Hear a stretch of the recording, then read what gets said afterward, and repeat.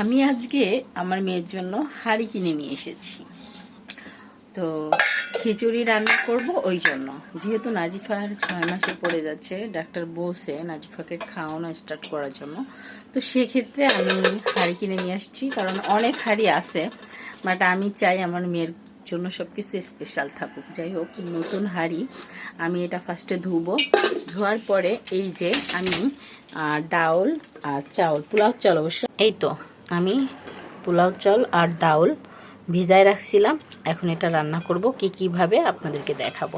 আগে আমি ফার্স্টে হাঁড়িটি ধুয়ে নিই।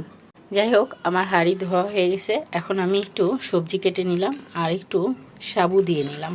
যেহেতু খিচুড়ি খাওয়াবো, সেক্ষেত্রে ওর বাথরুমটা যেন টাইট না হয়ে যায়, ওই জন্য একটু সাবু দিয়ে দিলাম। তো কলা খাওয়াবেন, বাথরুম টাইট হলে বাচ্চাদেরকে কলা খাওয়াবেন, সাবু খাওয়াবেন। তো যাই হোক, আমি পরিমাণটা কম দিয়েছি, শুধু ডাউলের পরিমাণটা বেশি দিয়ে দিয়েছি। ওকে, তো সেক্ষেত্রে আমি ভালোভাবে ধুয়ে নিই। যাই হোক, আমার খিচুড়ি ধোয়াও কমপ্লিট। এখন আমি খিচুড়িতে দিব হচ্ছিল একটু বাটার, তেলের বদলে। বাচ্চাদের খাবারে একটু বাটারটা দিলে সেক্ষেত্রে হয় কি, একটু অন্যরকম ঘ্রাণ আসে, বাচ্চারা খুব সহজে খেতে চায়। তো যাই হোক, আমি খিচুড়িটা চুলাতে চড়াই দিলাম। তারপর মিডিয়াম আছে এটা সিদ্ধ করব। একেবারেই জোরে জাল দিব না, এরকম আস্তে আস্তে করে আমি খাবারটি সিদ্ধ করে ফেলব।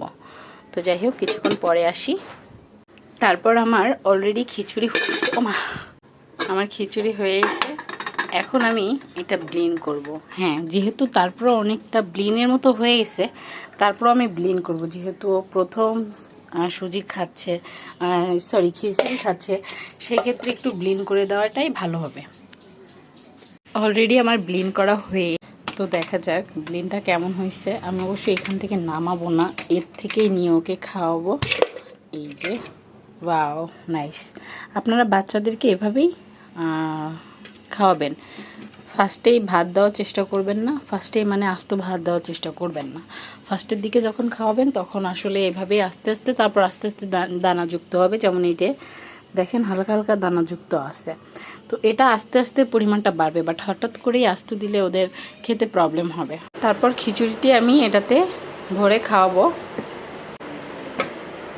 তারপর এইভাবে চামচে করে ভরতে হবে। যাই হোক, কিছুটা আমি এখন খাওয়াবো আর কিছুটা পরে খাওয়াবো, একবারও তো আর সব খাওয়ানো সম্ভব না। এই তো, এটা এখন ঠান্ডা হতে দিব, ঠান্ডা হয়ে গেলে খাওয়াবো। তো আমার খিচুড়ি এভাবেই আমি বাবুকে খাওয়াই। তো সবাই ভালো থাকবে, সুস্থ থাকবে, আল্লাহ হাফেজ।